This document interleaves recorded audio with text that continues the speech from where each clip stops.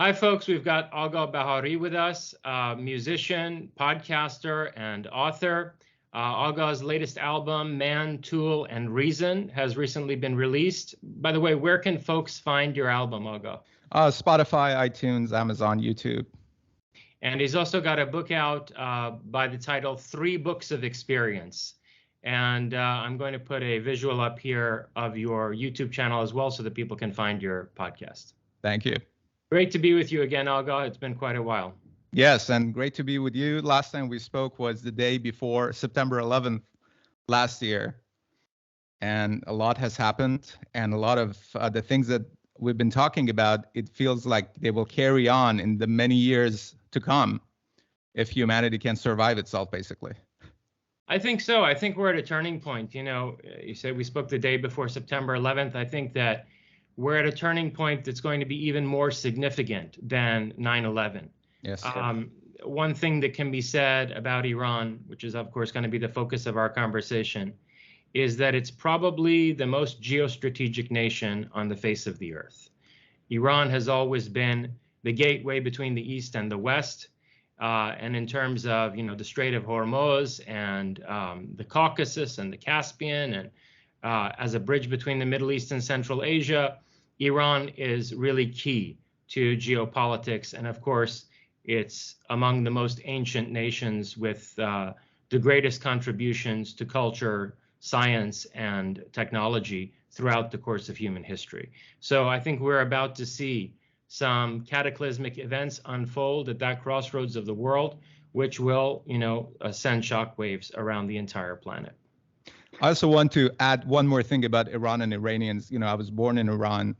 I grew up in Iran. I went to school and I fled when I was 23, when I was labeled as Mufsid al-Arz, which is corrupt of the earth, just because of my music, basically. And Iranians are perhaps the most westernized population in the region, and also completely related to your new book, which congratulations, by the way, about it, the most pirate-spirited kind of people, because the way that we could have any kind of an access to outside information was through piracy. And so for many years, I thought, show it to you, it would be interesting. I had this US flag, obviously, from Tehran, but I also have had a pirate flag in one form or another. You know, I also have been a metalhead for more than, I don't know, almost 30 years. And this symbol has presented itself in one way or another. And so I think it's exactly because of this that you're such an important figure, not only for Iran, but the rest of the world. But Iran is where this flame is starting from, right? And so, as I was telling you before we start recording, this conflict that is going on globally at the surface seems to be political, but it really is religious about why are we doing what we are doing. And Iran seems to me, following, you know, some of your writings and some of your interviews, because I mentioned it to you that I was so dismayed when I left Iran that I didn't want to have anything to do with Iran and Iranians. And it was until, you know, we had a talk that I decided to go back and listen and read. And you connect things so well together that what Iran has to offer presents itself as some kind of an alternative to this totalitarian, globalist kind of an ethos that is being made and is being digitized as the basis of the AGI that is going to be centralized, and these people want to force upon humanity, basically. So it's not only a pleasure, it's an honor to be here, and I hope that I can add something useful to this exchange. Well, let me pick up on a few threads, you know, from what you just said there. First of all, in terms of this being a religious war, I think that that's become quite clear in the international media coverage of the current protests, especially in, you know, Persian language media. Yes. From outside of Iran. There's been fairly decent coverage of the fact that there's a mass movement underway right now in Iran, wherein people are collecting all their religious paraphernalia that has to do with Islam. Not just Qur'ans and copies of the Nahj al-Balagha, in other words, the sermons of Imam Ali, but also, you know, prayer rugs and these little things they put under their heads when they do namaz and so on and so on, and putting it in a trash bag and throwing it out. Or in many cases, people filming themselves burning the Quran. It's even gone to the extent that there have been a few acts of arson committed against mosques, which is something that we saw briefly flare up in that last wave of major protests in the winter of 2017 into 2018. And, polling is hard to do in Iran, but to the extent that there have been some polls conducted on this subject, it appears that mosque attendance is at less than 10% in Iran. Some people put it as low as 5% of the population. If that figure is correct, it would mean that Iran is not only the least religious country in the Muslim world by far, it would mean that Iran is the least religious country on the face of the earth. Less religious, more secular than any European country. We know the United States is not very secular. No. And in point of fact, the United States is one of the most religious countries on earth. That's a whole conversation we could have about in the Bible Belt. But no, Iran is actually one of the most secular countries on earth, as you said, and also one of the few remaining pro-Western countries outside of the Western world. In fact, I cannot think of a single country outside the Western world at this point that is as pro-Western as the majority of the population in Iran. And when, for a time the Japanese were, but, Japan, I think, is reevaluating a lot of things right now with the rise of China. There are some significant changes taking place in Japanese society, to the end that I think Iran is actually now even more pro-Western than Japan was at the height of its connection with the United States. And, I think that this is going to be a very interesting dynamic in the face of the potential decline and precipitous collapse of the Western world. We could have a situation, and this is something we can get into at greater length, but we could have a situation where the West goes into a very dramatic collapse over the rest of this decade, and Iran is freed from the Islamic Republic and has an opportunity to actually become a redeemer of all the best that the West fought for and a spearhead of the most progressive, forward-thinking values of the West, which, after all, I've argued in my books, ultimately are a legacy of Iran, are a legacy of, Zarathustra and the influence of the Persian and Parthian empires on Europe. So yeah, I think all of that is right on. And then in terms of the question of technology, you mentioned, AI and the basically social credit state that China is trying to bring into being through ubiquitous surveillance and the use of artificial intelligence. And unfortunately, we're seeing that in Iran right now. We saw one of the most dramatic developments over the course of this recent wave of protests, which I think now legitimately can be called a revolution. One of the most dramatic developments we saw was, I believe it was in December, around, when was it? December 4th, when I think the head of the judiciary came out and said that the morality police would be disbanded and hijab would not be enforced through morality police any longer. And, at this point, Khamenei, I think it was in October, after a long silence where some people even speculated that he was dying, Khamenei came out and broke his silence and he backed the crackdown. And instead of mourning the death of protesters, he mourned the injury of, the Basij, the paramilitaries, right, enforcing the crackdown. And so, I started to think at that point when Khamenei backed the crackdown that this is headed in a revolutionary direction, contrary to my expectations. But when the head of the judiciary came out and said the morality police would be disbanded, I thought, no, maybe, there is this safety valve that the regime is going to use to save itself. And I actually expected that with all of the, industrial and economic infrastructure that's controlled by the IRGC, by the Revolutionary Guard Corps, the Sepah, with this vast economic, military, industrial, corporate infrastructure that they have, and how much they're invested in that, just from an economic standpoint, that they would use the safety valve of just saying, okay, well, we'll be the Islamic Republic of Iran like the Islamic Republic of Pakistan, and we'll tone down this enforcement of Sharia, we'll get rid of mandatory hijab, and disband the morality police and so forth. It only took, what was it, December 4th to, I think, December 6th for a bunch of, frankly, I think, delusional and insane people in the parliament of Iran to propose that the morality policing of hijab be replaced by facial recognition and Chinese-style AI tracing people's recognized faces through this, ubiquitous municipal camera system to their bank accounts, and the closing of the bank accounts of women who violated mandatory hijab law.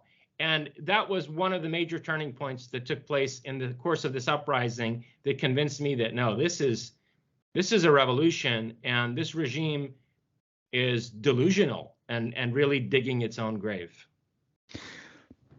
There are many things that you said. Let me start with the attendance of mosques, because, I was born a Muslim, and once you're born a Muslim, you're supposed to die a Muslim, and you can't really leave the religion because apostasy is punishable by death, which is, this has been the main point of argument for me with Westerners who are like, oh, cultural relativism and Islam and all that.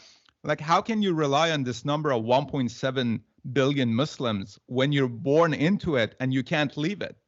Now, the thing about mosque attendance is the exact same way, because when I was going to secondary school, Iran school system was elementary 5 years and then 3 years secondary, and then you would go to high school.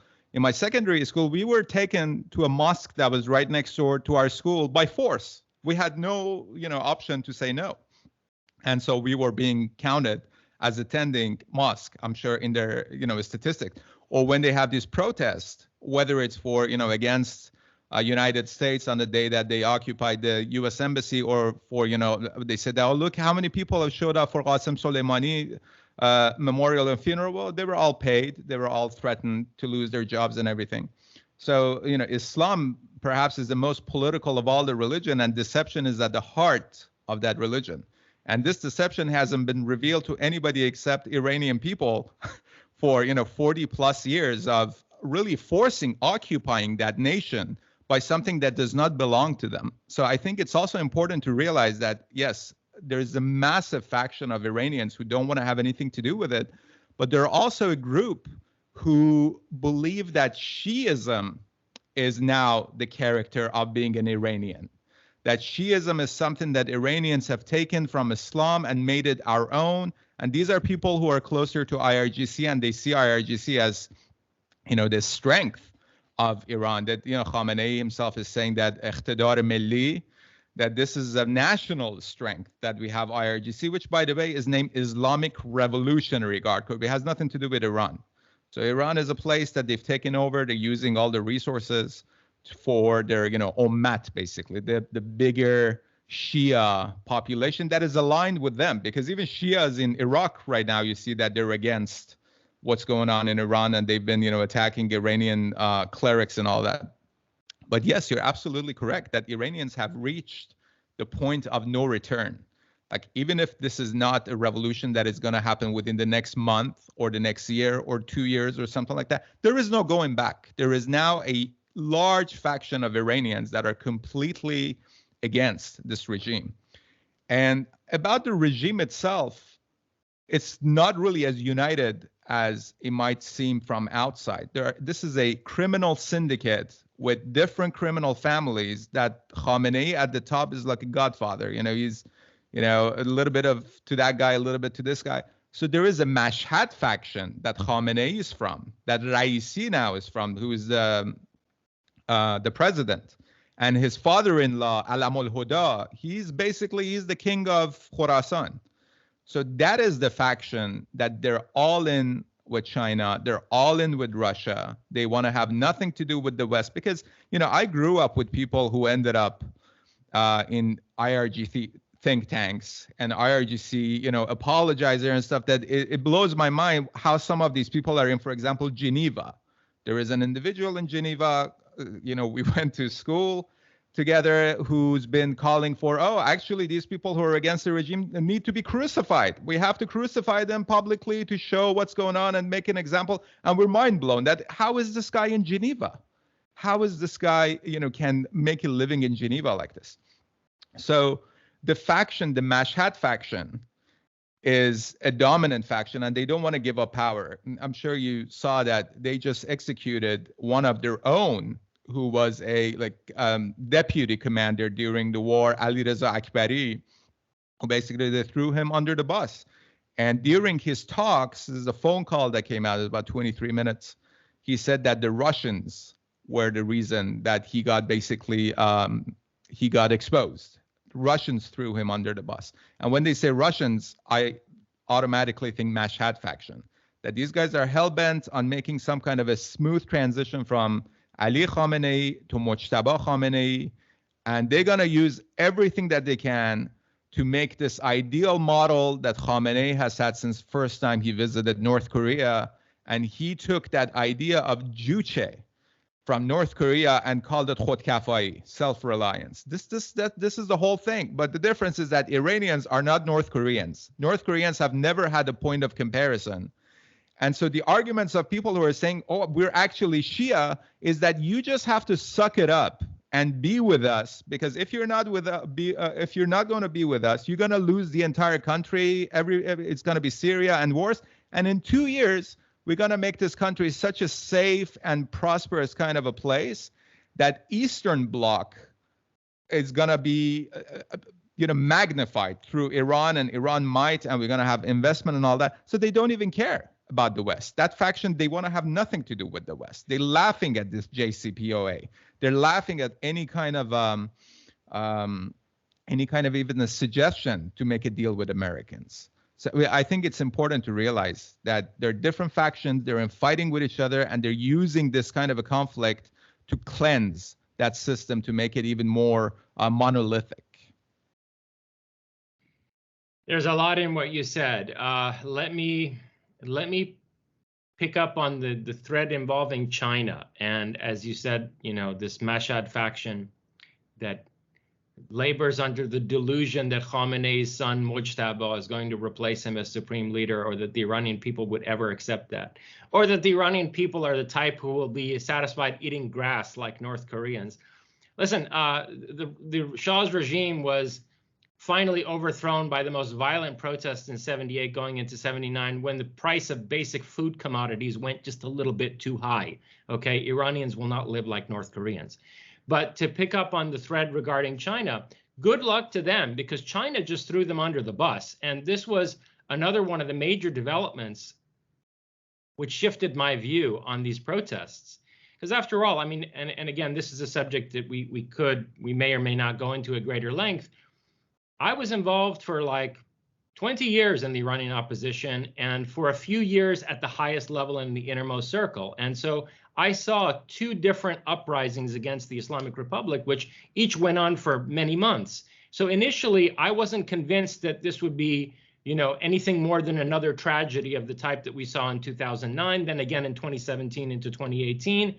But certain things really changed my mind. And I already mentioned one of them, which was this idiotic move of initially suggesting the morality police might be disbanded and then using, facial recognition, AI, and bank account closures to enforce it. The other, though, was when China threw Iran under the bus.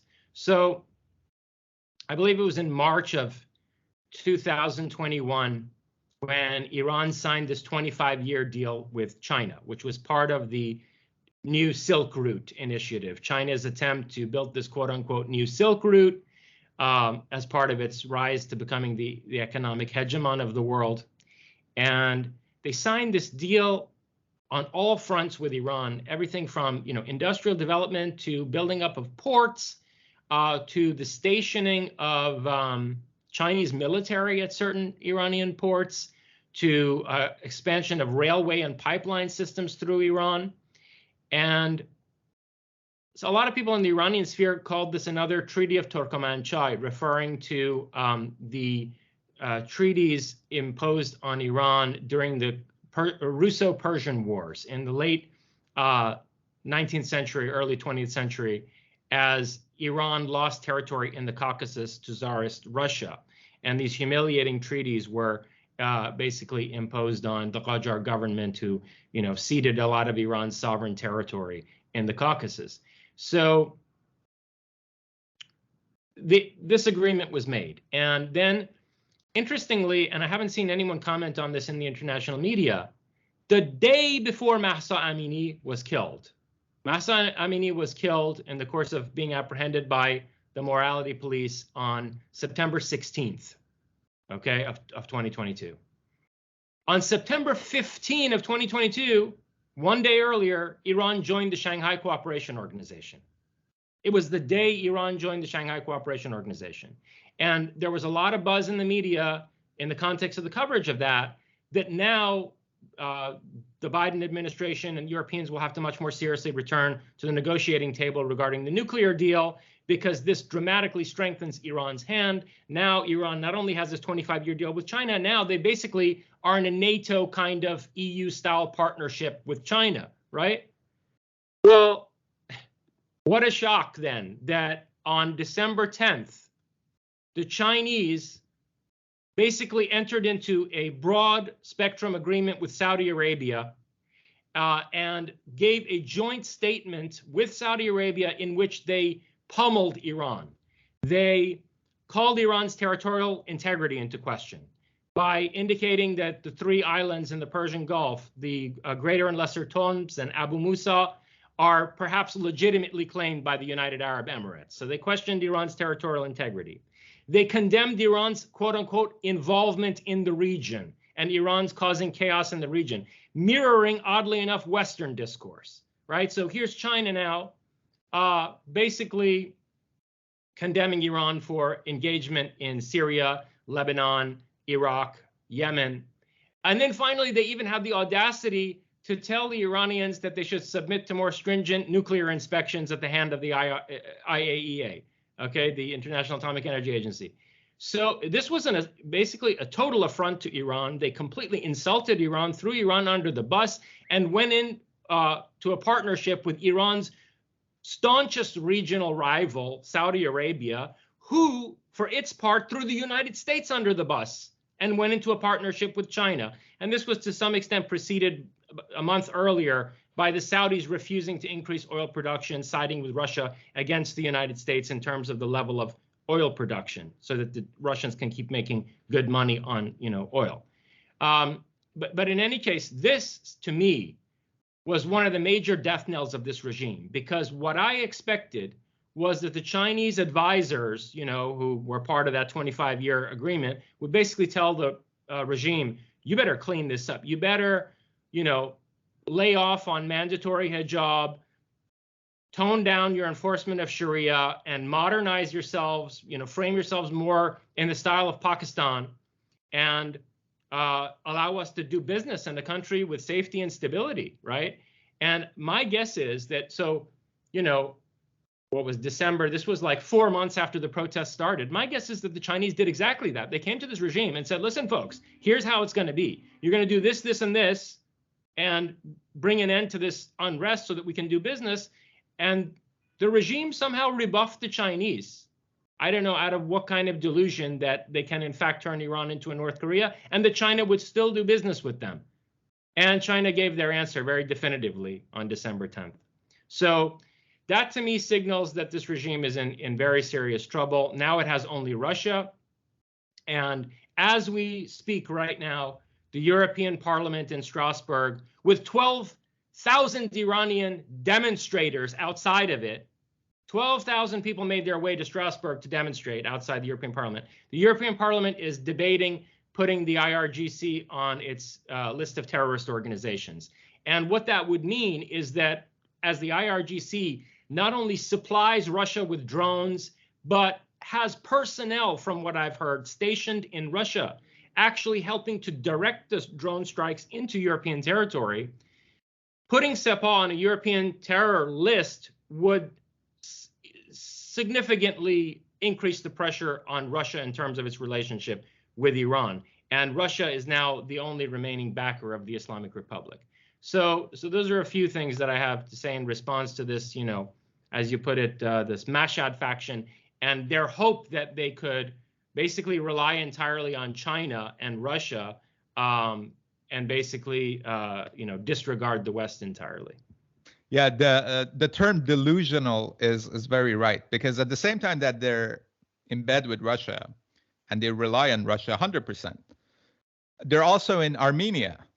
And now Russia has problem with Armenia for not allowing negotiations being made with Azerbaijan, which this faction, IRGC, backed by Mashhad faction, are considering a major enemy, Azerbaijan. They want to build a corridor. They're not allowing Azerbaijan to take over the Azeri faction of Iran. So it's such a mishmash that these people believe that once they get a bomb, which they want to get the bomb, and they want to have a couple of them. And if you look from their perspective, it's completely rational. Why wouldn't they want to have a nuclear bomb? And this is exactly why this is such an important point. Because when you're saying that they want to make it into North Korea, this is not something that is being said behind closed doors anymore. The South Korean official who was just in Emirate, they said that your security is our security, and basically painted Iran as a new North Korea that is being made to basically take the entire region hostage, the entire business that is being done in region hostage.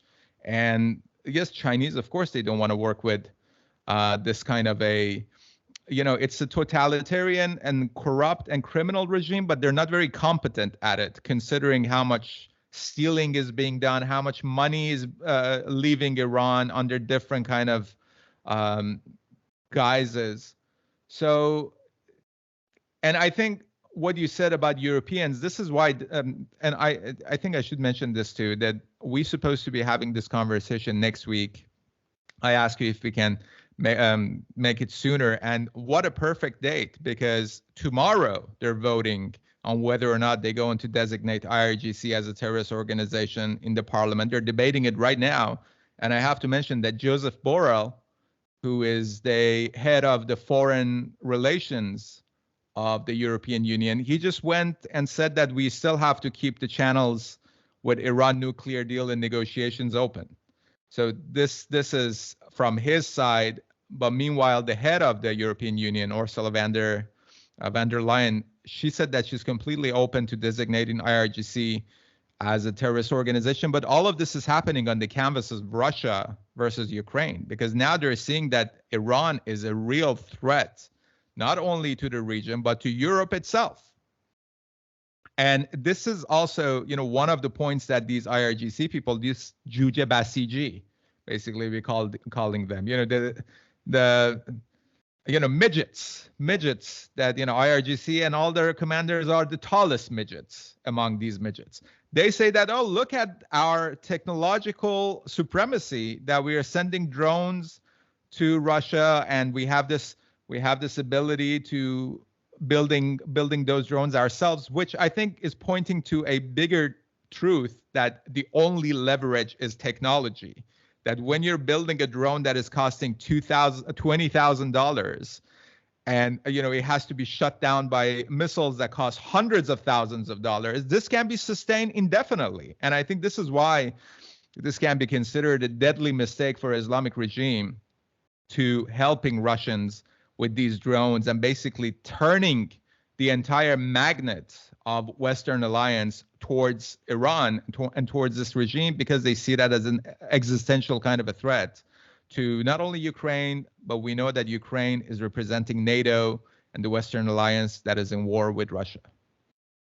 Yeah, and I think that one of the most promising things with respect to the potential that tomorrow the EU Parliament is going to vote to put IRGC on their terror list, is that France is entirely in favor of it. France is actually emerging as the strongest nation in the European Union. I think over the coming years, we're going to see a shift from Germany to France as the leader of the European sphere, whether it remains in this particular form of the EU or morphs into something else. And the French are entirely in favor of putting the IRGC on the terror list, as they should be. We just threatened them. On December, can you believe this? So December 4, Charlie Hebdo publishes these cartoons disparaging Khamenei and the mullahs. Very colorful cartoons. I reposted them. Hilarious, yes. Twitter, great cartoons. And by the way, I just as a note to those who aren't aware, when the attacks took place against Charlie Hebdo, you know, back in the early 2000s, I was just absolutely incensed. That's one of the things that just sent me through the roof. And anyway, so the head of the IRGC, General Salami, so the big salami, right? The big salami, who basically has stepped in for Qasem Soleimani. He comes out, and in an atmosphere where there's already this debate over putting the IRGC on the European terror list, he thinks that it's wise to give a speech where he says that the IRGC is going to send people into France to carry out reprisals against those who disparaged Khamenei and Islam and whatever, the same way that they got Salman Rushdie. So, you know, they badly wounded, you know, Salman Rushdie in this horrendous attack, which was praised by the mullahs in Iran. And General Salami comes out and he vows to carry out terrorism in France against people who are exercising their freedom of expression by making cartoons in a country that was the, you know, that was the standard bearer of freedom of speech and liberty and you know, free expression in the modern age, right? So I was just utterly incensed by this. And, you know, it brings us into a conversation about Sepah, which is something else, you know, and you remarked on at length in the beginning of you know, these last remarks that you made. You were talking about how Sepah is assessed and evaluated by Iranians and how it wants to present itself. And so this is it's a very complicated question because, you know, we're dealing with an organization which represents Iran's only force projection capability, right? Because of its distrust for the national military, which was rather loyal to the Shah, from the beginning of the regime, the mullahs built up this institution, this kind of Praetorian Guard for themselves. And during the course of the Iran-Iraq War, because Iran was in such chaos, Sepah began to take over key industries of the country. I mean, everything from, like, you know, building dams and bridges and, you know, pouring cement. Like, cement doesn't get properly poured in that country without Sepah. They control banks. They control large industries. They have an intelligence agency of their own, Etelat-e-Sepah, which is more competent than the Iranian National Intelligence Agency and often at odds with it, the way that, like, you know, CIA and FBI have problems with each other in the United States. And so this is a very serious institution. And the problem is that there are threats to the territorial integrity of Iran, in part because of the degree to which this regime has agitated minorities in Iran. There are separatists in Kurdistan, you know, Baluchistan, in Khuzestan, Arab separatists there, and, you know, people who consider themselves Turks in Azerbaijan who would like to amalgamate themselves to this, as I see it, fake Republic of Azerbaijan to the north of Iran. And so there are these serious threats to Iran's territorial integrity. And therefore, the problem becomes that if Iran's sort of umbrella of force projection in places like Iraq, Syria, Lebanon, Yemen is crushed, severely pulled back, even, you know, totally destroyed, it's going to leave Iran more vulnerable to potential balkanization. And then you have the economic and industrial catastrophe that's impending through the collapse of Sepah and the various industries and banks and so forth that it controls. So there's going to be a significant amount of economic devastation, unfortunately, with the destruction of this organization. All of that having been said, at this point, this is a totally indefensible organization.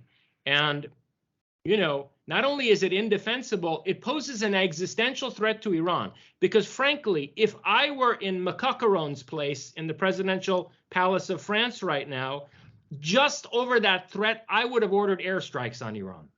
If I were sitting there as the president of France, I wouldn't wait for the IRGC to send terrorists to come and attack my country based on the promise alone that, oh, we're going to send, you know, these assassins like the kind we had hunting Rushdie for years to terrorize your people. I would say, oh, really? Here are all the IRGC targets in Iran. We're going to go bomb them. And by the way, if you retaliate against us, remember we're a nuclear power. That's what I would do if I were sitting in Macron's place right now. Of course, he's a cowardly piece of crap, so he won't do that. But Sepah is now an existential threat to the Iranian people, going around with this kind of a discourse. And then when you come to the nuclear issue, the question of building a nuclear bomb, I think that the Israelis were very close to attacking Iran before Biden came into office. That the Israelis, first they were waiting to see if Trump would do it. And, we got very close in 2020 after the assassination of Soleimani.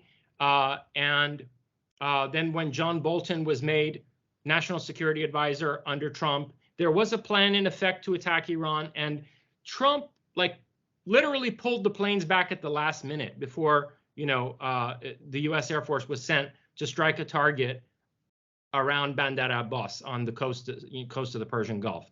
So we came, within a hair's breadth of an American strike. And after that didn't pan out, and then Trump got rid of John Bolton, I think the Israelis were very close to attacking Iran until Biden came back in and the nuclear deal was put back on the table, right?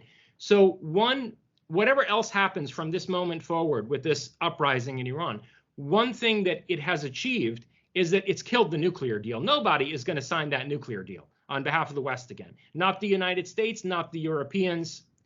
And so now we've got Netanyahu, as of, I think, several weeks ago, back in office yet again, right? He's the perpetual prime minister. This guy's been prime minister 6 times. And then they call Putin a dictator, right? But Netanyahu's been in office for life practically.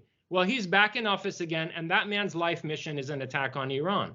So I'm very concerned that one of the things that may happen in the relatively near term is that after this nuclear deal is basically, declared dead and buried, Israel will take the opportunity to strike the nuclear targets inside of Iran, the nuclear energy targets and clandestine weapons development facilities. And I suspect, Agah, that Iran already has nuclear weapons. I don't buy the story that we've been fed for, 15 years or so, from Mossad and the CIA, every year coming in saying Iran is 18 months from developing a bomb. Iran is, 12 months from developing a bomb. Well, how can a country with that level of technical expertise be 18 months from developing a nuclear weapon for 15 years? And we know there are countries that got away with concealing their nuclear weapons program for many years before the world discovered it. Pakistan, South Africa in the days when they developed a bomb. Israel itself concealed its program for many years before even Western powers became aware that it had nuclear weapons. So my greatest concern is that Israel will attack Iran, knowing that now the regime has no legitimacy. It has no legitimacy internally. It has no legitimacy externally. I hate to say this, but when you see Iranians celebrating the defeat of their soccer team at the World Cup, they hate their regime so much that they're chanting from the rooftops, long live America, death to the Islamic Republic, to, basically celebrate the defeat of their own home team. They're going to celebrate the defeat of their own military as well, as long as they see this military supporting the regime, which I was deeply disturbed by that realization, but it's what this regime has driven the country to. And so Israel knows that domestically the regime has no legitimacy. It's lost legitimacy in the West, even now in Europe, and it could strike these nuclear facilities. Now, what if Iran already has nuclear weapons? What would happen the day after that attack, or the week after, or the months after?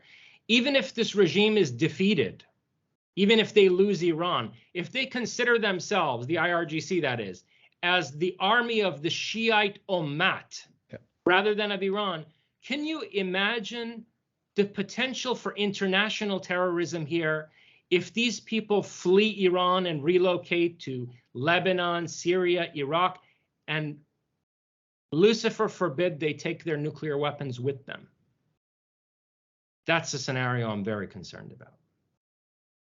Yeah, this was a concern that, we've been talking about how if ISIS had happened, for example, in Pakistan, it would have been a very different story because it's a nuclear country. I, by the way, was one of the people who cheered for America when America beat Iran, but I've been doing this for like 20 years. The last time I cheered for Iran was that legendary match between Iran and Australia that led to Iran getting to World Cup for the first time after many, many years. And that was a very good time to be in Tehran because it's just a sense of national pride and celebration and all that. But after that, this is a controversial thing to say, but it's the truth. And I learned that it's better to say the truth than, try to mince words. When America attacked Iraq, there were a whole bunch of us who we were like, oh, Iran is going to be next. That's a great thing because we never considered this regime to be an Iranian government or representative of Iran. We've always considered it to be an occupying force that has occupied Iran. And look, when I was 4, our house got raided for the first time because my grandmother and aunt were talking in a cab against the war that Khomeini is, sustaining this war. And the driver was a plainclothes. He was undercover. He recorded it. I will never forget that me and my mom sitting in our living room watching TV. It's like 11, 12 p.m. And we're hearing, the hitting of the back of the Kalashnikov on our door, and the opening is the raided. I spent the night in the solitary confinement because they didn't want to leave me with women. So to those people who are saying all these protesters who are getting arrested and tortured and killed, it's because they broke the law. I don't know if I can curse on this program, but go ahead, say whatever you want to say. Yeah, no filters here. Fuck your laws is what I have to say. That we don't, the Nazis also burned the Jews completely legally. Slavery was legal. So this is why I think this is very important to realize that this is a place of no return. There are 2 different definitions of Iran, and I don't even care which one is a majority. We know which one is a majority, but let them delude themselves, the Shias, to believe that they're the majority. But it's the power struggle, and it's an asymmetrical power struggle. Because one side, we should never forget this, that one of the final acts of these revolutionaries leading to the Iran Revolution was to take over military bases and police stations and distribute the guns among protesters. And one of the first things they did after the victory of the revolutionaries and after the success of the revolution, they seized the guns and then they started the executions. They monopolized on violence and they've sustained the monopoly on violence. Which is why I find it laughable. Yesterday, I was watching this discussion between people, old people sitting outside of Iran. They're talking, actually, this is a revolution of morality and we shouldn't execute anybody and Iranians should move on from, like, that's not what Iranians want. They're saying, Mikosham anke baradaram kosh. I will kill. Who killed my brother or who killed my sister? They want revenge. They want blood. You cannot understand how it feels when you're walking on the street and you see a crowd of people that have gathered to see a public execution of somebody that they're saying that, oh, this guy is a drug dealer. But obviously that's not the case because they killed a lot of political opposition as they labeled them. This is political opposition connected to America, connected to Israel and all that. So this is something that it's hard for Westerners to understand, that how is it possible that some Iranians, you mentioned France, and I saw on Twitter that you supported it and some people got pissed over it, that how can you support your country being attacked by a foreign nation? This is not our country. Our country is occupied by this force that has nothing to do with this country. They want to redefine the country. It's like you poison the soil and then call the poisoned soil, oh, this is the soil now. And this is the result of it. The short of gas. There's water crisis in Iran. Who wants to invest in this country? There are prostitution of underage children. It's just like the worst place on the planet because of these people have this idea that, for the first time, Iranians after Sassanid, they are now reaching Mediterranean. And this is something that we have to contain because it shows our strength. So one more time, if it's your law, if it's your order, fuck your laws and fuck your order. We want to have nothing to do with it. And I understand also that from the Western perspective, look, I'm against this globalization, against this woke thing. So I understand when some Americans and Europeans, Westerners say that, well, look who is supporting the conflict in Iran. Some of them are talking right now in WEF. But I want to remind those people of Tehran conference. Go and see that photo and see who sat next to each other because they had a common enemy. And this is the way that I'm seeing it. I will ally with anybody, anywhere, that is going to lead to the destruction of this regime. But you're absolutely right. We have a big problem of armed people that have no loyalty towards Iran, no loyalty towards the future of this country, and all the loyalty towards their own criminal business that is justified for them towards the end of creating the Shia, the Hilal Shia, the Shia crescent in the region, which is the hegemon. And they make the argument that Shah tried to do it, Shah failed to do it, and now we're going to do it. Yeah, going back to the beginning of your remarks there, I remember that moment after the U.S. invasion of Iraq that you're talking about, where people like yourself, young people like yourself in Iran, were thinking, well, hopefully, I mean, some of them would say they chose the wrong country. That was yes, often heard exactly. in those days. They chose they went the wrong way. They took the wrong road. They should have come here instead, right? And so they were hoping that, you remember that America was already in Afghanistan. So America was now positioned on two sides of Iran and potentially ready for a pincer movement into Iran. Also, I think it's important to mention Iran regime was allied with Americans against their Afghani targets. With Ahmad Shah Massoud and all those people. Yep. So they made a deal with Americans, and then they pulled out of that deal when they were called as part of the Axis of Evil. That's right. And after the Axis of Evil speech, I went to Iran. And, I'll never forget sitting in Bagh-e-Aram in Shiraz with two young women. The gardener came over to me and he said, listen, the guy, he also offered to bring me alcohol to my hotel room. And I said, I'll pass because I didn't want to be hospitalized over Araq Sayi and prosecuted for illegal alcohol consumption during my stay in Iran. But in any case, he came over and he said, these two young women want to talk to you. Is it all right? Because I could, you could get in those days, you could have still gotten in trouble fraternizing with women in Iran. And anyway, so yeah, they came over, we sat and we had tea together in Bagh-e-Aram in Shiraz. One of them was 16, maybe, maybe one was 17 and one was 15. They were very young. The age of many of these protesters right now in the streets. That's the generation that, constitute the most ferocious protesters in the streets in Iran right now. They're the first generation. Well, they're the second generation who's grown up under the Islamic Republic, right? Like, they're the first generation that has absolutely no connection to the revolution. And anyway, they were around this age. One of them maybe 17, one of them 15. And they were saying to me, you can't expect us to go fight against these mullahs empty-handed. We need arms.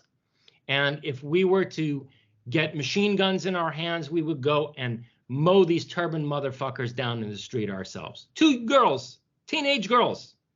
And I was saying to them, now, why did I go to Iran at that point in 2004?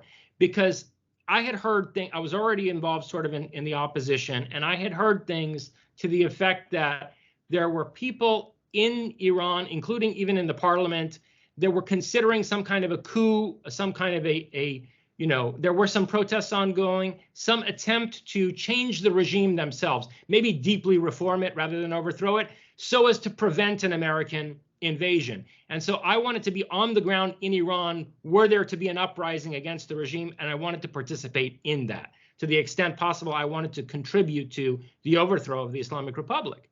And of course, I didn't tell any of my family. That's why I went to Iran, but that's why I didn't see any family in Iran. And I was basically, off the leash completely in the country. So I have this conversation with these two girls, and I'm the one trying to explain to them, you don't want George W. Bush's government coming over here and raping and pillaging the resources of the country. You don't want to be living under occupation of, Dick Cheney's criminal corporatist empire. And they said to me, "Are you crazy? You think we would rather live under occupation of George W. Bush or rather live under Khamenei?" Yep. And it suddenly began to dawn on me, like the depth of the sense of incarceration that these people feel within their own country.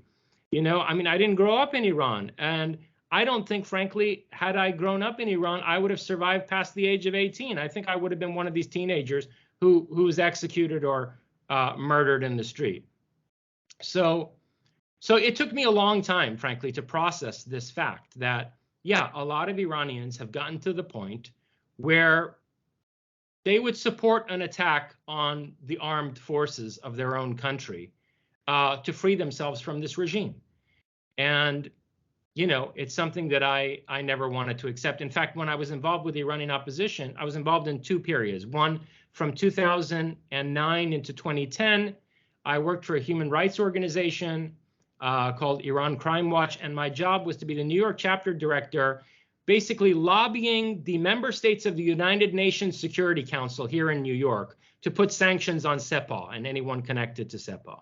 And that was 2009 to 2010. And then, much more significantly, from 2016 to 2018, I was involved in the inner circle and highest level of the Iranian Renaissance or Persian Renaissance Foundation as basically a senior advisor to the board. And we were deeply involved in opposition planning. We did all kinds of things behind the scenes that came, frankly, very close in the winter of 2017, 2018 to bringing about a coup d'etat in Iran. It's a whole story why that failed. In any case, long story short, why am I saying this? I ultimately left the opposition in 2019 because I could not bear sitting and listening to conversations to the effect of, this or that Western company is going to be promised a monopoly on this or that resource in Iran if they're to agree to back regime change in a violent manner, or we're willing to have Sepah targets bombed by Israel or by Trump, and people who I was involved with sitting down with John Bolton, who frankly was a lobbyist for the Mujahideen Khalq, Maoist Islamist terror organization for decades. And so, even up to 2018, 2019, it was too bitter a pill for me to swallow to conscience the attack of Iran by any foreign power for the sake of removing this regime. But I've been watching what's going on in there, and I've been listening to the statements from people like General Salami. And frankly, at this point, I'm sorry, but I don't know what to tell you. I mean, they really are treating their country as if it's an occupied territory and tyrannizing with armed force over the Iranian people. Yeah, it is an occupied territory. Also, I have to mention that, few months before our house got raided when I was, not even 5, we also had a neighbor who the son of this neighbor was a member of the Guards, IRGC. He would go to the front because this was during Iran-Iraq War, and there was a shortage of food then. Food was rationed, and a horrible kind of situation. I was watching like children program, and then your screen would go blank, and there is a siren that you have a minute to hide before an airstrike. How old are you, Agah? How old are you? I'm 39 now. Okay, so because a lot of what you're describing to me is similar to what Nassim tells me. She grew up in the Islamic Republic during the Iran-Iraq War up till the age of 13. A lot of this, resonates in terms of. Yeah, so I was born in 1983, which is 1362 Iranian date, and this was the 3rd year of Iran-Iraq War, and I was 6 when the war ended. Khomeini died a year later, and that was when I went to elementary school. So you're watching children program, you go blank, which when you're a kid, it's just like, okay, this is how life is. But then many years later, like, this does not leave you. Kids who were even a few years older than me, they still have nightmares about, because it's just deeply rooted in your psyche.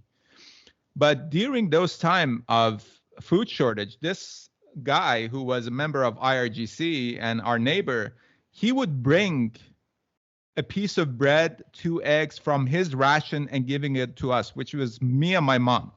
My grandmother and my aunt, they left to Turkey. My dad had left to the US a couple of years before that. So it was us, and this guy would bring it to us, and my mom would say, his name was Mahdi. We used to call him Agah Mahdi. The Agah Mahdi is a sign that even there are good people, even in Revolutionary Guards. And then a few months later, we got raided by Revolutionary Guards, and I ended up in the solitary confinement. And, my mom stayed there for about a month, my grandmother for 2 months, and my aunt survived those mass killings of Shastohaft, of, towards the end of the war, by days. 1988. Yes, 1988. That some people say up to 30,000 people got killed. Ayatollah Montazeri, he in his memoir, he wrote about 3,000, 4,000 people who would go in front of a 3-people council, one of whom was Raisi, who is the president of Iran now. And they would ask questions that, are you with Mujahideen? Do you support attacking on Iran soil? And are you willing to give like a televised kind of a confession? And if one of those answers was no, you would get executed. And they killed thousands of people, many of whom we knew, many of whom they, the only thing left for their kids were like letters that they'd written, some of which was redacted by people who were giving it to their family. And so it's a very strange and dark and miserable kind of a dynamic that is very hard to understand for people who haven't lived it or who haven't experienced it because somebody very close to them have lived it, right? So I understand, again, when Westerners are like, well, how can you support that? When Venezuelans were out in the street during that whole Juan Guaido kind of event, they were also waving American flag, and a lot of them were like, well, we're waiting for America to attack Venezuela. And Americans around me were like, these people must be out of their minds. How do you want a foreign force to attack your country? Like, they don't consider that to be their country. They consider their country to be occupied. So it's the same thing with Iran. And let me just tell one more thing about what was happening back then. And I don't know if it's happening the same way, maybe the similar kind of a matter. But back then, when they were killing people, if you were, as you were saying, 16, 17-year-old girl that they said you were working with Mujahideen, therefore we're going to kill you. In Islam, if a virgin dies, it goes straight to heaven. So they would rape the girl and say, they would sireh, which is like a legitimized religious marriage, temporary prostitution, basically. They would rape the girl, and then they would kill the girl. And then they would go to the girl's parents. On one hand, they have like pastry that, congratulations, your girl just got married to this guy. And by the way, you need to pay for the bullets that we killed your daughter with if you want to get the body back. Well, if this is my country, screw my country. I don't want this country. I don't want anything to have, this country to have anything to do with me. And there are millions of people who feel the same way. They're dismayed. They're done. They see no future. They see no possibility of anything. And they're expected to sacrifice it all because there's some kind of a grand idea, some kind of a grand plan that, again, these Juge Basiji, they're like, you got to wait 2 years. You got to wait 2 years for Iran to be the superpower of the region and the center of this Eastern Bloc. So we have reached the dead end. We have reached the dead end. What you said about the rape of teenage girls is going on right now. Around, I think it was December, when was it? 20th, around December 20th. These stories started to come out about how, again, a large number of the protesters being arrested are under the age of 18. This is the uprising of their generation, really. And a lot of them are women, obviously, in a movement whose slogan, by the way, fantastic slogan, of women, life, freedom. I support that slogan 100%. A lot of those protesters are women, and they're being tortured, raped, and then executed. It's happening right now. It's happening again, and it's happening right now. And so, yeah, there's no going back from that. And with reference to the executions of 1988 that you were mentioning, it's also worthy of note that Mir Hossein Mousavi was prime minister at that time, and Mir Hossein Mousavi later reemerged as, the hope of the nation for reform during the Green Movement. The election of 2009, which, supposedly was frauded to give Ahmadinejad a second term, was, context for the rise for a few months of Mousavi as a symbol for a potential Gorbachev-style, reform of the Islamic Republic, which many hoped that, as in the case of Gorbachev, would be reforms that led to the implosion of the regime. Mousavi and Karoubi. Yes. Yeah. Yes. And they were put under house arrest. Yep. Despite Mousavi being the prime minister who presided over such a brutal crackdown back in the late 80s. But okay, this is interesting to take note of, because it shows you how much things have changed between 2009 and now, where in 2009, maybe sadly, a large number of Iran, and I have to confess, I also voted for Mir Hossein Mousavi. I voted twice in Iranian elections. I voted for Khatami for a second term, and I voted for Mousavi. I voted for Khatami too. I was in high school. And listen, nobody wants Iran to have to go through war or violent chaos, right? And so this was an opportunity at a Gorbachev-style controlled collapse of the regime. And the regime refused that kind of relatively smooth transition. But it's worthy of note. What a significant percentage of the population back then was willing to give reform a chance. How many people turned out in these mass protests of, at some points, millions of people in favor of Mousavi, right? The Where Is My Vote protests and all this, the Green Movement in 2009 into 2010. And now, how many people are vehemently opposed to this regime and are insistent on its total overthrow? During the recent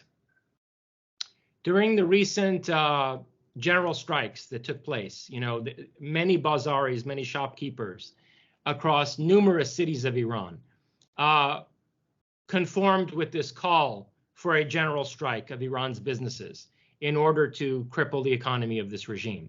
And during the course of those general strikes, like about a month ago, Sepah went out and did its own sort of on-the-ground research to try to assess what percentage of the population is still with them, is still with the regime. And this leaked to one of the Islamic Republic newspapers. They actually printed it. And they said that their own figure is that 16% of Iranians are with them. Their own figure is that 16% of Iranians are with them, meaning that 84% of Iranians, 84% of Iranians are against the Islamic Republic. Now, that's their own number. Imagine what the actual number is. So we went from a situation where, look, we have to confess that after the Green Movement in 2009, there was significant participation in the Iranian elections to bring Rouhani to power.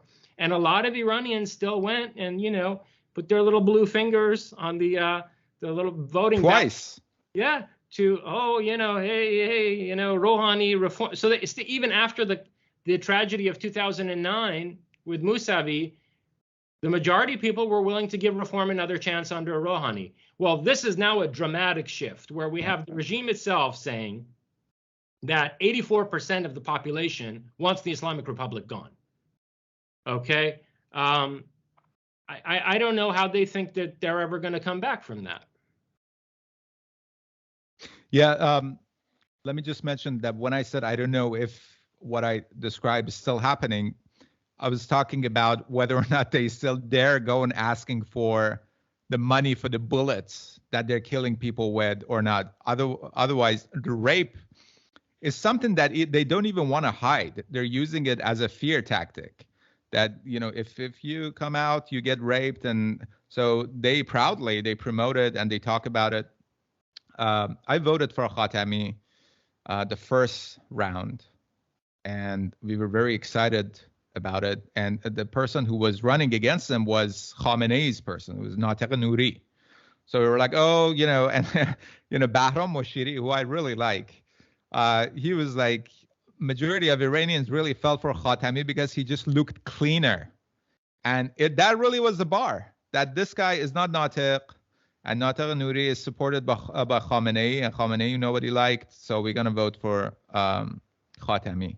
I didn't participate in the Green Movement, though my uncle got arrested, Agah Bahari, and that was a big deal, and I had to, you know, be involved in certain activities outside of Iran to help freeing him, which Hillary Clinton talked about him, and he got out of prison ultimately. And didn't realize your uncle was Agah Bahari. Yes. I didn't know you were the same Baharis. You never mentioned that to me before. We're the same Baharis. We're not in contact. And I don't really want to climb anybody else's ladder, so I'm my own person. But you know, it's the fact that he was in prison, and it was very hard on all of us, including my grandmother, his mother, who was in Iran, and you know, he had a kid coming that she was born a few weeks after he was freed. So. No, we were very disillusioned that this, you know, and to be honest with you, I was also very dismayed with the Iranian people because of the exact same kind of mentality that we jumped from Khatami, then to Mousavi Karoubi, then to Rouhani. And as you said, they were asking, where's my vote then? And then all of a sudden it changed to دشمن ما همینجاست دروغ میگن آمریکاست, in that our enemy is here. It's a lie that they say it's America. And that was a big shift, that this happened in Auburn, which was a few years ago, 2019, I think. And then when Trump killed Soleimani, and Soleimani is a very interesting figure to me because it seems like the Iranian regime have really invested hundreds of years of Iran's resources towards this Shia project, and the best thing they could produce was Qasem Soleimani, which all of this is falling apart after the death of Qasem Soleimani. And Soleimani is also a point where this divide very sharply is visible, that a part of this regime, that they're like, our identity is Shiism, they are looking at Soleimani as the victorious general, and it was a war crime what happened. And the other faction who consider Iran to be occupied by these people, me included, we celebrated it. You know, I got suspended from YouTube and Twitter for celebrating the killing of Soleimani. But it was the biggest thing that Trump could have done, I think, for Iranians. And it was the biggest damage done to the Islamic Republic regime. Though we can also, you know, if we want to talk about it in a neutral kind of a way, there are a lot to learn from that asymmetrical guerrilla kind of a warfare that he waged across the region. We see the result of it now. It's falling apart because he's not present anymore. But look, we couldn't imagine in 2009 that these kids who are younger than 18, 17, 16, they run to these mullahs and toss their turban. You know, and I was hearing one of the members of, I don't really call him a member of the opposition, but one of the people outside of Iran who's been spot on, I think, Ali Javanmardi, he was making it very clear that if you don't hear their message by tossing your turbans, which, by the way, shook the Shia apparatus all the way to Iraq and Lebanon, that they, you know, their clerics, like Muqtada Sad and all those people, they issued letters that this is wrong, what's happening, this is disrespectful, because this is exactly as you said, this is targeting the core of this ideology. And Ali Javanmardi was saying, if you're not hearing this turban tossing and don't get the message, then it's going to be a little lower than the turban. Something else is going to be tossed, right? Because people are done with it. And so it seems like we are at the point of the war of the wills, and it's asymmetrical because one faction is completely armed. I totally understand when Iranians are asking, hey, arm us, give us weapons. But I also, you know, it's curious to me that you see in Myanmar, for example, the opposition to the juntas, they're already fighting them with 3D printed guns. I haven't seen any 3D printed weapon in Iran, which I really don't know why. Is there no 3D printer in Iran? Because the Iranians definitely have the technology and the mind to do it. And again, going back to the only leverage is technology, right? It's even the ideology that is going to be on the underlaying of everything that is going to be planted upon it, that would rely on technology to be built and to be sustained. And before we go, I just want to read two quotes. Somebody actually, great timing, yesterday commented under our second conversation and made me go and listen to some parts of it with respect to Iran. You said two things that are so spot on and so timely. The first one is, no country is more Promethean in its foundation than Iran. And the second one, which you said towards the end, that I hope the nationalists within the IRGC really take seriously the responsibility that they have to their own heritage and to the rest of the world, and understand what kind of a transition needs to take place there sooner rather than later. Yeah, sadly, I have very precipitously lost my faith in any potential nationalists in the IRGC. There was a time when, after I witnessed a lot of corruption in the Iranian opposition from 2016 through 2018, around 2019, after having been made aware of the fact that there was a faction around Esfandiar Mashai within the IRGC that was considering a nationalist coup, I had some hope that this transition could take place under a kind of Shia Aryai discourse, Aryan Shiite discourse, you know, for a decade or so, a kind of very orderly dismantling and restructuring of the Islamic Republic. But I think that's less likely by the day. But to go back to what you were saying about, you know, the turban tossing and these symbolic protests against Islam, I mean, that's the least of it. You know, there's people burning the Quran everywhere in Iran today. And despite the fact that the regime, just as they're terrorizing young women by raping those of them who've been arrested, they're terrorizing people who, you know, have the intention to basically repudiate Islam through these acts of demonstration. They're terrorizing them by doing things like giving Javad Ruhi 3 death sentences. This young man on January 16, just I think a couple days ago, was given 3 death sentences for waging war against God, one of their favorites, the charge of apostasy, insulting holy things, which somehow is a separate crime from waging war against God, and the third one for burning the Quran. So he got a whole separate death sentence just for burning the Quran, right? This is the level of psychological warfare that the regime is now waging against these young people who are intent on getting rid of Islam, on purging it from the organism of the Iranian nation. And so, you know, here is also an opportunity to make some remarks in response to those who've styled themselves as the leaders of the opposition, from Reza Pahlavi to Masih Ali-Nejad and Golshifteh Farahani and, you know, Hamid Esmailian and so on and so forth. These characters who came together to basically mirror each other's tweets in social media on the way to forming some kind of opposition council.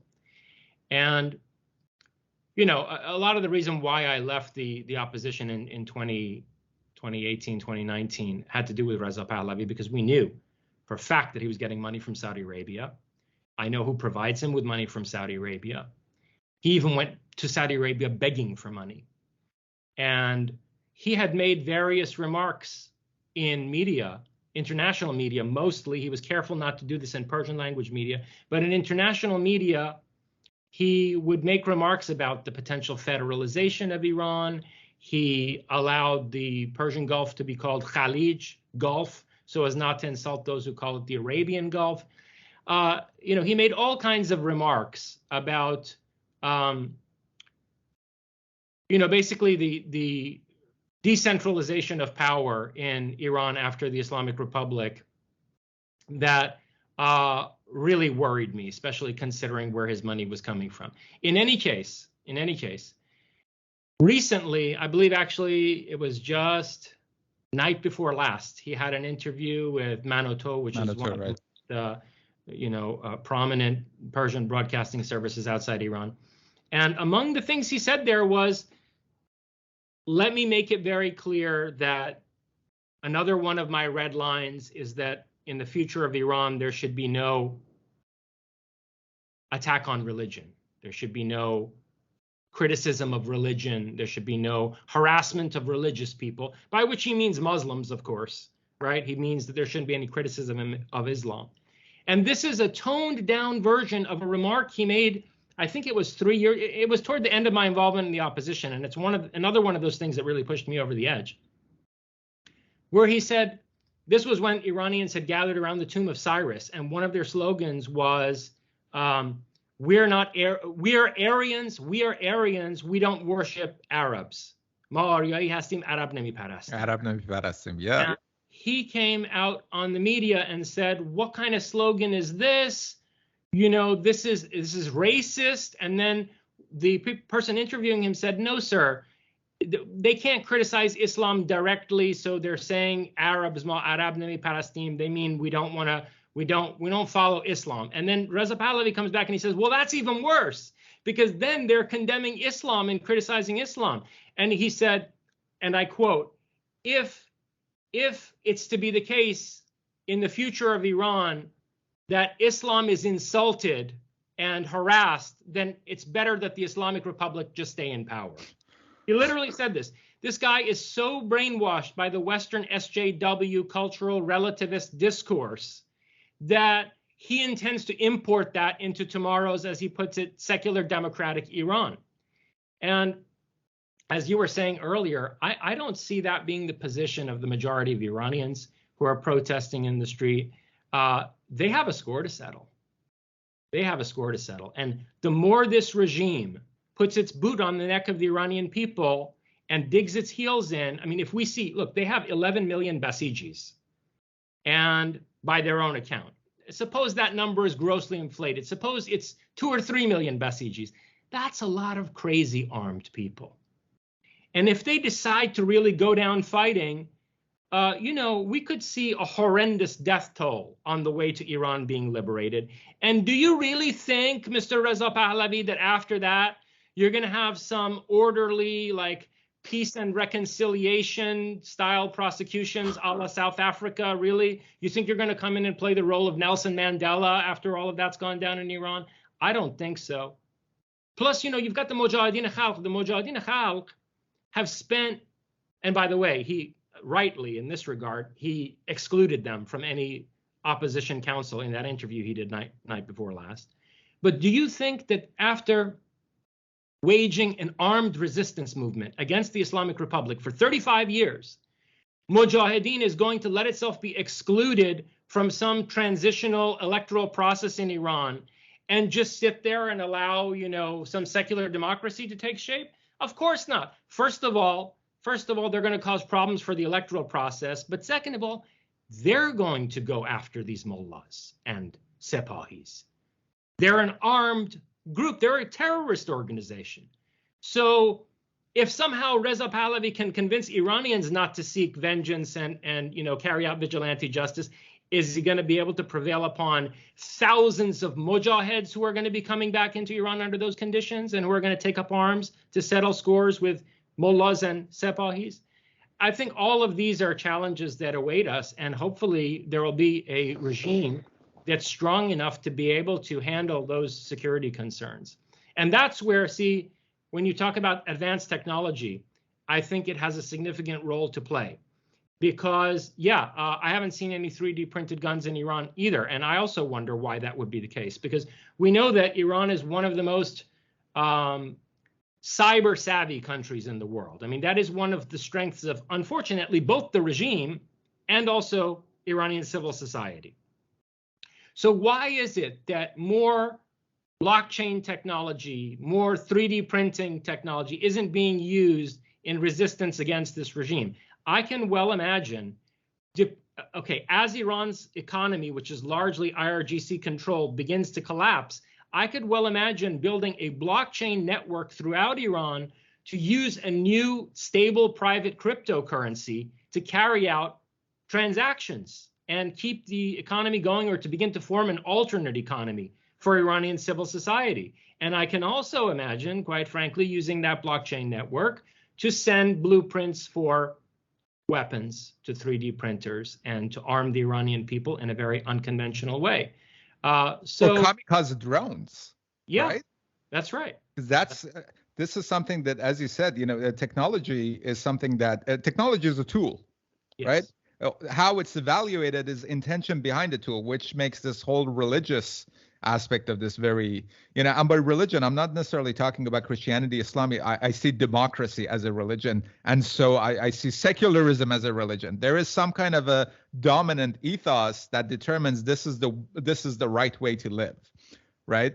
So, it really is something that makes me wonder why we haven't seen that kind of use of technology for defensive and offensive purposes by the population. And at the same time, this is exactly the point where Iran issue is tied to the Western issue, because we're having the exact same conversations here about creating an alternative economy that is separated from the Federal Reserve and BlackRock and all these people who want to destroy our sovereignty as an individual, right? And it goes back to your latest book, which, there are very interesting correlation between that book and Balaji Srinivasan, the network state. That how amazing would it be to get you and Balaji on a platform to have this conversation, because this goes beyond any kind of a national border, national sovereignty. It goes to where we are exactly, which again, Ali Javanmardi, who I have a lot of respect for, he's the only person who stood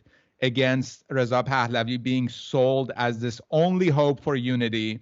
He spoke against it immediately. He debated a individual on Iran International, and he's been very well spoken that he's talking about democracy as the end game. I see democracy as a Trojan horse, but whatever is going to happen, this is not the talk for now. Talk for now is to get rid of this regime. But he's also the only person, I follow all these people. I listen to all of them. I read about it. He's the only person who used the term, the blockchain generation, for the people who are revolting right now in Iran. So very, very important to notice and realize what's going on with that respect. So for viewers who aren't as familiar with what we're talking about, the following needs to be pointed out, that whenever they talk about shutting down the internet in Iran, nobody in the regime can shut down the internet. What they're doing is restricting access to the World Wide Web. Yep. The internet is an incredibly resilient, durable structure that underlies the World Wide Web that was woven on top of it. The internet was built by the Pentagon for the purpose of withstanding a nuclear war, right? The purpose of the internet initially was scientific and technical information exchange in the event of a nuclear war. So the substructure is extremely resilient. And what this blockchain technology does, it allows for an interface with the substructure of the internet. And it means that people can continue to communicate and exchange information if there's a total outage of the World Wide Web, or either localized or even potentially global outage of the World Wide Web. So the Iranian regime cannot shut down the internet without shutting down Sepah's own servers and their own servers, which they're not going to do, right? And that's why blockchain technology can be a tremendously empowering force in this uprising against the regime. And you're right, in my latest book, Promethean Pirate, I specifically referenced Balaji Srinivasan's concept of the network state. And to be perfectly honest with you, I mean, I don't want to say too much about this at this juncture because it involves, strategic matters. But I very much am going to head in that direction of applying the ideas in Promethean Pirate specifically to an Iranian context. And they're ideas that, quite frankly, come from out of an Iranian context to begin with. The first great piratical organization in world history were the Cilician pirates fielded into the Mediterranean by Mehrdad I, by Mithridates I, the Shah of the Parthian Empire, who created this extraordinary pirate navy in the Mediterranean to fight the Romans. And these were actually the people who played the most predominant role in spreading Mithraism into the Roman Empire. It wasn't the land-based soldiers. Some of that happened, but it was actually the Mithraic pirates in the Mediterranean building relationships with aristocrats in Roman port cities that, allowed for that dissemination, let's say, of a spiritual revolution in Europe. So, and then we have Hassan Sabbah, and the Order of Assassins at Alamut, which is another excellent example of how can you put it, partisan warfare, and I'd say piratical power. In that case, it's not on water, it's on land, but it's very much in the spirit of piracy and piratical resistance. And so Iran has a long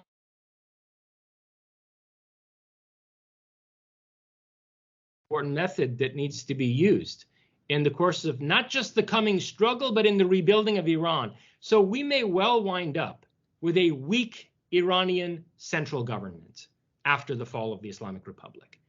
And frankly, there's a role to be played by non-governmental organizations and networks using advanced technology to be able to help maintain the territorial integrity of Iran and, prevent an economic collapse of Iran and propose alternative economic models for Iran. So that's a subject that I'm very interested in, and a direction that I plan to move in the coming years. Again, not just throughout the uprising, but with a view to defending Iran and promoting its development after the fall of the Islamic Republic. So let me just say one thing with respect to nonviolence as an ideology, that it's good to remember that the Shah of Iran, who was a Shia, he was a Shia believer. He would go to, Mashhad and all that. And his attempt to nonviolence, that supposedly he left Iran because he didn't want to kill people. Just think about this. And how come I have never heard Reza Pahlavi addressing this? That if the Shah of Iran had killed Khomeini and few others, how different the trajectory of that country would have been. And why haven't we learned any lesson from, the disaster that basically was caused because of that inaction? He had the chance to do it, and he didn't do it. He was even offered by, I think, Saddam Hussein, that saying that, hey, this guy is a troublemaker. Let us take care of him. He said, no, don't do it. Before Saddam Hussein made the offer to him, Mossad made the offer. Mossad had a very close relationship with Savak. They shared intelligence at the highest levels. And contrary to what certain, anti-Semites want to believe about, Israel had a hand in bringing the Islamic Republic to power and all that bullshit. No, the fact of the matter is that as early as, I think, 1977, maybe even earlier than that, in the late 70s, Mossad came to the Shah and said, listen, we have made an assessment. Don't think this guy is just some obscurantist Ayatollah sitting somewhere preaching this medieval shit. We've made an assessment that he's going to become a problem for you. And when he does, by the way, he's also going to become a problem for us. So please let us take this guy out. We understand that you don't want to kill a holy man and whatever. So just let us do it for you. We don't want to do it on our own initiative because he's an Iranian citizen. And we don't want to go kill one of your Ayatollahs without your permission. But please give us the green light. Let us do this for you. And he refused. And then he sent the Shah to, Paris. Of all places, he negotiated. Khomeini to Paris, yeah. He negotiated with Saddam to send Khomeini from Najaf to Paris. And so, yeah, now, here's the problem with Reza Pahlavi, this Reza Pahlavi. I like to call him Reza Diba. Anyway, whatever. The point is, the problem with this guy, he's got only the worst qualities of his father. There were some very good things to be said about Mohammad Reza Pahlavi, okay? But Reza Pahlavi, this Reza Pahlavi who wants to now, despite his claims that he doesn't want any role, he wants to emerge as the leader of the opposition. He has all the worst qualities, only the worst qualities of the Shah from 1977 to 1979. his ultra-Westernization, his ultra-liberal democratic discourse, his, pacifism. And I think that's going to be a disaster when it comes to actually attempting to manage the collapse of the Islamic Republic and the maintenance of some kind of order in Iran after this regime is gone. So we'll have to see, what happens. But I think that we shouldn't leave it to such people to determine the destiny of Iran. Iran is too important for mankind as a whole. And so I think that there are those of us, especially who are aware of the power of emergent technology, the revolutionary force that some of these emerging technologies, are, and that we should use these tools for the sake of securing Iran's future by unconventional means.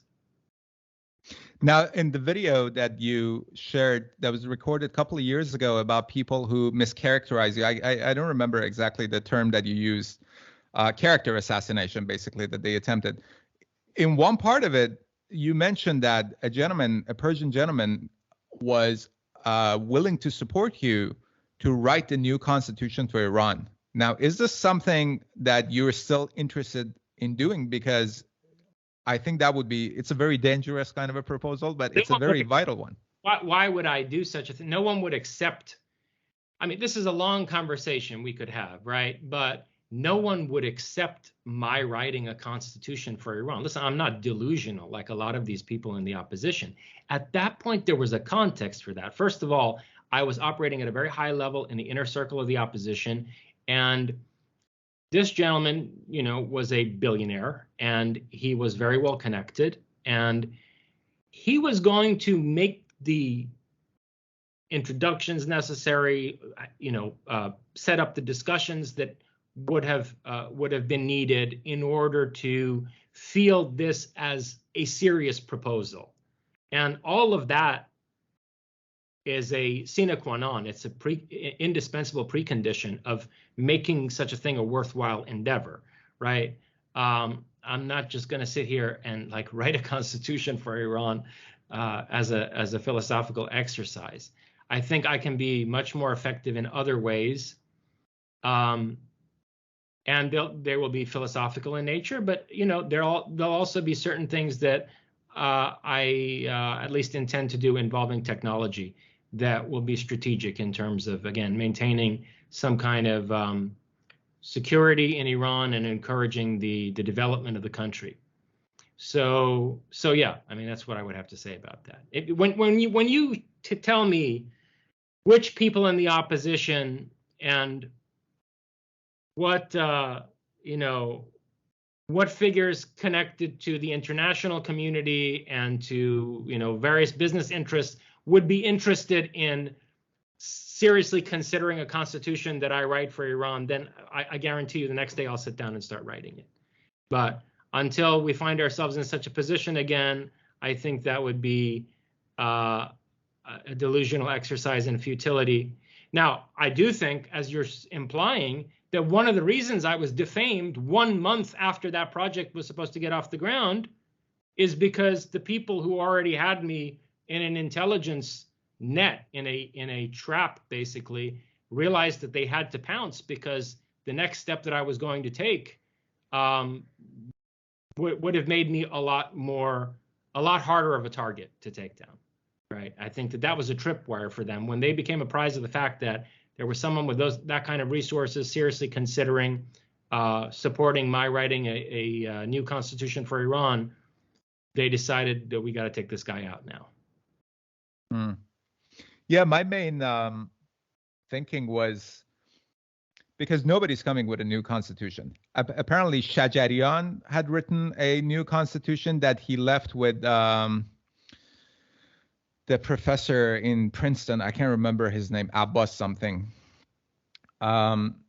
It basically creates a point of comparison because all the groups in the opposition with any kind of a power, they want monopoly on power.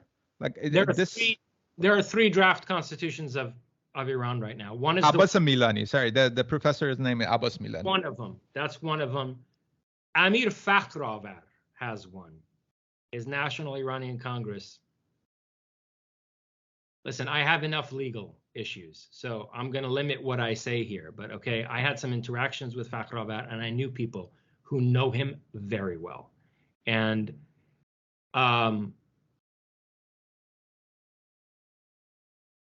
fortunately, I think he's been rendered relatively irrelevant. Okay, but if you think Reza Pahlavi is bad news for the future of Iran, if that guy gets anywhere near the seat of power, we're going to have serious problems. Fakhravat, that is. And but yeah, he has put together a draft constitution for Iran. And then the third one, actually the oldest one, is the Mujahideen have an alternate constitution for Iran that they framed years ago, which basically includes, the secession of Kurdistan. They've basically agreed to give away Kurdistan, not so overtly, but to have a process of decentralization of power, autonomy, and self-determination, which eventually will lead to a referendum and the secession of Kurdistan, because the Mujahideen has always been in with like Komale, a Kurdish communist terrorist organization. Sadly, we also see Masih Ali-Nejad sitting down with the head of Komale all the time these days. This guy, what's his name? Abdullah Muhtadi. And Abdullah Muhtadi, the head of Kurdish communist terrorist Komale organization, is getting more international attention and more meetings with world leaders than Reza Pahlavi right now. So there are serious concerns over the security and territorial integrity of Iran. And I think we need to find a way to protect Iran without relying on these compromised and half-hearted people who are putting themselves forward as the opposition coalition. Look, after all, let me be blunt. There are organizations like Blackwater. There are models for non-governmental organizations that can provide security. And in an age of blockchain technology and cryptocurrency and 3D printing and so forth, there could be an adoption of a model like that for the sake of the security of Iran. And I say this, having at one point been involved with the Salvaged Intelligence Directorate of Blackwater during the time when I played a significant role in the Iranian. Eric Prince? So after Eric Prince was exiled, right, he basically, he was basically exiled from the United States over what happened in Fallujah that led to the collapse of Blackwater as a corporation. And his head of intelligence, a guy by the name of Michael Bagley, went and formed this organization called Jellyfish, which branded itself basically as the Salvaged Intelligence Directorate of Blackwater. And they came to me in the summer of 2016, shortly after I had joined the Iranian Renaissance, and they basically offered to use a broadcasting facility in Croatia to bombard Iran with Iranian Renaissance content. And on that basis, I started to have conversations with these people and coordinate with them. And, it ended with, the realization that, we were being manipulated. And this was an attempt ultimately, I think, on the part of British intelligence, very long story, to infiltrate us and to misdirect us. But point being, I had a little bit of insight into how such organizations work. And I think that there's a significant place for private security, particularly augmented by advanced technology, in defending Iran's territorial integrity. And I think that people, especially young people in the opposition, should start to think more seriously about that. So where do you see, we're in January now, where do you see the steps that are going to be taken in the coming month? I guess we're going to see tomorrow if they're going to designate IRGC as a terrorist organization. A little bit of a game changer in the sense that they lose their legitimacy internationally within the international order, but at the same time, they've given up largely on the international order, and they're working with the Eastern Bloc, as they put it. So we'll see how that works out. But how do you see these steps taken until the end of this year? Because this year is going to be pretty insane geopolitically across the world. I think it will be insane. And so I don't want to make any concrete predictions, because I think that things could spiral, very quickly from out of any, track that anyone can predict accurately right now. I think that one wild card, again, is the potential of an Israeli strike on Iran. That would throw all kinds of things into chaos. So, and do you again, support that or you don't support that Israeli strike? I will not encourage Israel, to strike Iran or cheer an Israeli strike on Iran. But I will say at this point that if it takes place and 30 years worth of multi-billion-dollar nuclear infrastructure is destroyed, it's the fault of the Islamic Republic for burning the resources, time, energy, and talent of Iranians for 30 years to build up a nuclear infrastructure, which frankly, the Israeli Air Force can take out in 48 hours.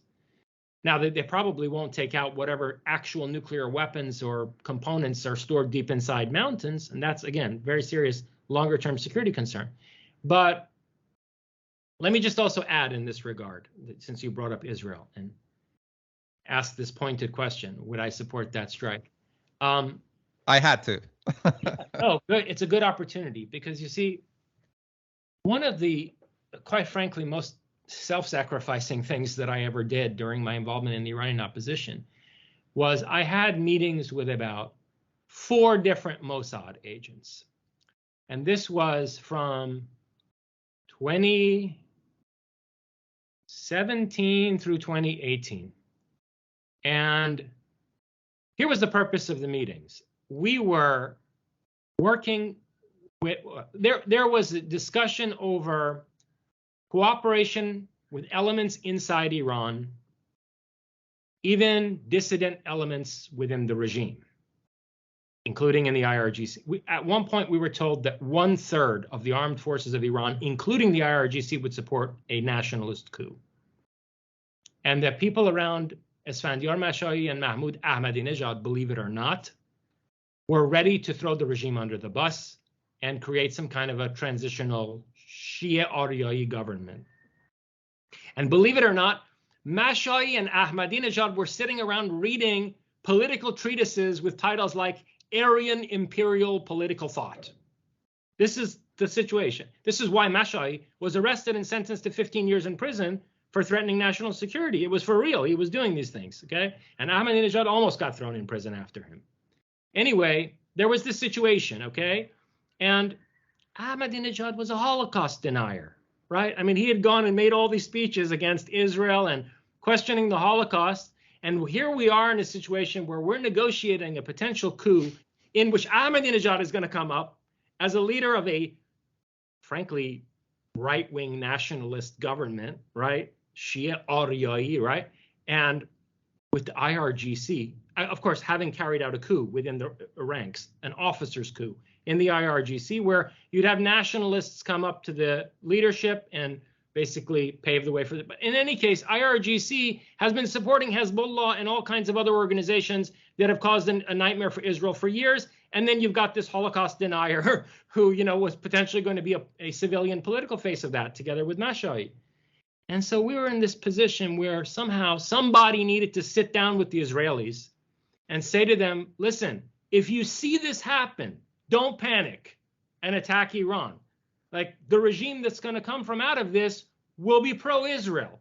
It may be hard for you to believe, but, down the road, this is going to create a regime that will be a partner for Israel in the region. We have common enemies. There's a lot that we can work on together. So I was a liaison to sit down with these 4 people and 4 different people in Mossad, 3 different angles of approach, with simply this message: please don't attack Iran. If you see this upheaval take place, this is not going to be some kind of like racist, Aryanist government, that's going to be a problem for you. Actually, it's your future partner in the Middle East. And just please sit tight and let us take care of this. And that was the extent of my message, basically, to them. And it involved, sharing of information and coordination so that a war could be prevented. And specifically, I was reaching out to Avigdor Lieberman, who, for people not familiar with Israeli politics, he was the leader of a right-wing faction in Israel of rather conservative, even I'd say Orthodox Jews, who, because of their, because of their fervent religious belief, recognize Cyrus the Great as a Messiah. So I was capitalizing on the fact that the faction around Lieberman was actually very pro-Iran. They actually consider Iran a holy nation. Believe it or not, there are such people in Israel. And they wanted to see a kind of change in Iran that would make Iran a powerful ally of Israel. This was a certain faction. And at that time, Lieberman had managed somehow to get himself to become defense minister. He'd managed to, basically jostle his way into the position of being the defense minister of Israel. And I reached out to him through these Mossad people in that capacity. And I know for a fact my letter wound up on his desk. Interestingly, shortly after my letter wound up on Defense Minister Lieberman's desk, Netanyahu kicked Lieberman out of the government, and he directly took over the position of defense minister himself, in addition to being prime minister, which was an extraordinary move in the history of Israel. So I'm left to wonder what went on there, really. And, because Netanyahu has a psychopathic one-track mind of basically attacking Iran. Fractioning Iran. Yeah. And that's not what Lieberman wanted. It's not what these people in Mossad who I was talking to wanted. And the extent of my involvement was, please don't attack Iran when you see, if or when you see this military coup take place. Even if Ahmadinejad is involved, trust me, it's not what it looks like. And the reason I cut that off is because they offered me money, and I was horrendously insulted. Because the whole point of this was to enter into a negotiation, information exchange, and sort of strategic intelligence cooperation, diplomacy essentially, to prevent a war from taking place while we were organizing a coup. And then they offered me money as if they thought like they could buy me as an agent of Israel. And I cut them off, and I have had nothing to do with any of them ever since. This was like in, summer of 2018 or something like that. They came back and they said, we have a bank in the UAE and we can send you what. I said, are you? I was just incensed, and I just cut them off. I was horrendously insulted.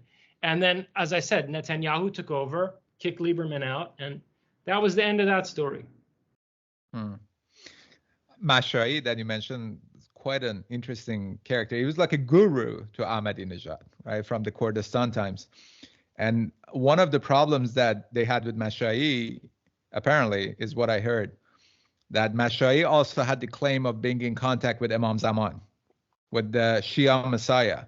And this was a massive challenge to Khamenei and, basically the apparatus around Khamenei, who claimed that they're the ones who are, because this is where their legitimacy coming from for, the people who still continue to believe that these are the guys who are in contact with our Messiah.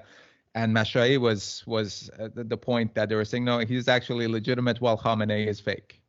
Listen, I'm going to say some things that, that are going to seem utterly bizarre to probably most listeners, not to those who've read Iranian Leviathan, but these are things that I'm going to say by way of explaining why I wrote Iranian Leviathan the way that I did, why in particular the book ends the way that it did, because I finished that book in the context of our planning for that kind of a coup in Iran. And so not only did Esfandiar Mashai claim he was in contact with Imam Zaman, Esfandiar Mashai belonged to a I don't want to call it a cult, a group, a spiritual group called Elme Khoshnood. And Elme Khoshnood is a neo-Zoroastrian movement that began in India, and it wound up having a significant following also in Tajikistan. The president of Tajikistan, Imam Ali Rahman, is an initiate of Elme Khoshnood, and Esfandiar Mashai is an initiate of Elme Khoshnood. And he believes that there is a city underneath the Caspian Sea, inside the Alborz Mountains, going down into the shelf of the Caspian Sea, where from the late Sassanid period, adepts took refuge. And there's some kind of a Zoroastrian, Mithraic, initiatic elite in there that is protecting Imam Zaman, who is actually Shah Bahram Varjavand, the Saoshyant of the future, according to Zoroastrianism. And Mashai basically had this hybrid belief system where Imam Zaman is also the promised Zoroastrian savior, and that there are these forces hidden and waiting beneath the Caspian Sea to come out from under the Alborz Mountains and bring, you know, the Qiyamat or Fareshgard. And so he is Ahmadinejad's spiritual guru. And Ahmadinejad, despite his public discourse, was sitting there reading books with titles such as Aryan Imperial Political Theory. So, look, it was complicated. And there was a moment of opportunity, and some very dynamic things could have happened. But because of certain people's unwillingness to work with certain other people, it didn't materialize. And I was very dismayed by that. So anyway, yeah, so you brought up Israel. I felt like I needed to, use that as an opportunity to discuss in what capacity it was that I had some brief engagement with the Mossad. Yeah, Israel could also be considered largely as a model for the future of Iran too, because that's also a nation, along with Japan, that they really truly have understood that technology, the only leverage is technology. That with the limited amount of resources that they've had, they really made the best out of it. They created the security. And, we're talking about Iranian drones that cost very little, and it takes a lot of money to shut them down. The only country who built a system to shut down drones with laser beams, it's Israel. That, they're not willing to share that technology with Ukraine for obvious reasons. But it seems like I see there's a huge faction of this Iranian. I'm not talking about the people. I think people are wonderful outside and inside of Iran. I'm talking about when you become a group, it turns into whatever we believe has to be monopolized. And there's a huge faction of these people who are anti-Israel. And so this is a problem that is going to carry on in the many, many years into the future. It's not going to be like these people are overthrown right now in Iran, and the next system is definitely going to be pro-Israel, for example. Yeah, well, I guess I am pro-Israel, and I will probably find myself supporting the factions in Iran after the fall of the Islamic Republic that are for a constructive relationship with Israel. And I agree with you that in all kinds of ways, Israel can be a model for the future of Iran, even in some very disturbing ways. Because if you think about it, look, even in the worst case scenario where, let's say, again, Lucifer forbid, Prometheus forbid, Mazda forbid, Mazda forbid that the IRGC decides to wage a civil war against the Iranian people who may be backed by elements of the national military. And there's a protracted violent struggle on the way to the overthrow of this regime, in the course of which, some ethnic separatists do succeed in seceding from Iran, right? Even in that worst case scenario, Israel has found a way to deal with parts of what it considers its territory that have attempted to declare independence, right? I hope the West Bank never becomes a model for how Kurdistan or Baluchistan are handled. But look, there's a model for that too. There's a model for that too if it comes to it. And these secessionists should keep that in mind, that following any kind of a, tragic secession of parts of Iran, the next government that's going to be elected by the majority of Persians will be a far-right nationalist government. And Israel could at that point very much become a model for how to handle territorial integrity and security. So, yeah, I hope things don't go in that direction, but they could. They could. And I think, yeah, we can learn a lot from the Israelis. And that's one of the reasons why I was willing to sit down with them. And this is exactly why this is not a time for a pacifist leader or leaders. It's time for warriors who are willing to really sacrifice everything, including their own lives, if it comes down to it, in order to create some kind of basis. That this is why I said, if you're still thinking about creating a constitution, because what you can create as that seed, which give rise to everything else from it, is unparalleled. to, anybody else can do anything like that, because people are talking about mashrute. I'm like, hello, with 2023, we have Chat GPT that me as a non-coder, I'm building games by describing the game to Chat GPT, and it's coding for me, and I'm creating something that can be turned into a business. So in which part of this world mashrute has any kind of a relevancy? We are done with the past, and any people who have had anything to do over the past 40 years as opposition or anything, I honestly think that they have to be seen as complete failure and just go away, because they've not succeeded, and Iranian people have been getting killed over and over and over again because the alternative to the system has been such weak and pathetic and selfish, and in many cases pacifist. Yeah, I agree. And of course, they're not going to go away, but what they are going to do is create a vacuum in Iran, because they're not going to be able to effectively manage the country, to say the least. And so we need to prepare an alternative after their proposed alternative. And it has to be very high-tech, futurist, and maybe that could be what our next conversation is about. Because we had been thinking to talk about, Feridun Esfandiari, FM 2030, as he restyled himself, and frankly, the Iranian origins of transhumanism as an ideology, right? So, and the Iranian origins of futurism as an ideology in the teachings of Zarathustra himself. So that's a whole conversation that we could have about what a futurist Iran would look like.